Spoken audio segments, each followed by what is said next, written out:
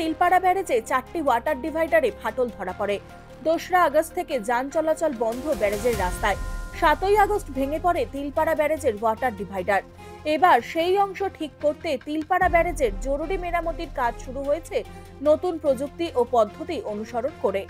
মূলত ব্যারেজের ডাউনস্ট্রিম অংশের ডিভাইডার ও landing area থেকে বালি মাটি বেরিয়ে যাওয়া আটকাতে এই উদ্যোগ নেওয়া হয়েছে। ড্যাম বিশেষজ্ঞ ও আইআইটি রুড়কির প্রফেসর জুলফিকার আহমেদের তদারকিতে মেরামতির কাজ চলছে। এই কাজের দায়িত্ব দেওয়া হয়েছে কলকাতা ভিত্তিক নির্মাণ সংস্থা ম্যাকিনটনস বার্নকে।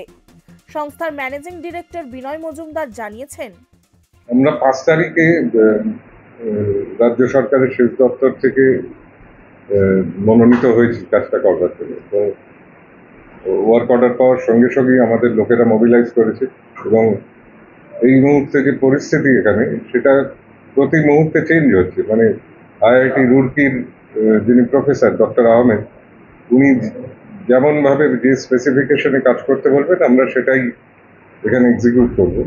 এখনো অবধি যেটা বলা আছে সেটা হচ্ছে পাথরের ব্লক করে আমরা ওগুলোকে প্লেস করব যত তাড়াতাড়ি সম্ভব, যাতে ফার্দার ড্যামেজ না হয়, আটকানো যায়। এখানে মূলত লাগছে বোল্ডার আনাটা এখন এই বর্ষার সময় একটু কষ্টসাধ্য ব্যাপার, তাও আমরা বোল্ডার প্রকিওর করছি।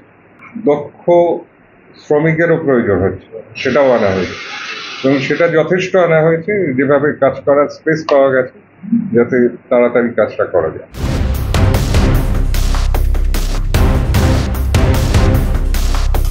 মানে অ্যাকচুয়ালি হচ্ছে 4 তারিখে ড্যামেজটা যখন সিভিয়ারলি হওয়ার পরে গভর্নমেন্ট থেকে ম্যাকিনটনস বার্ন লিমিটেডকে বলা হয়েছে 5 তারিখে এমার্জেন্সি বেসিসে কাজটা টেক আপ করার জন্য।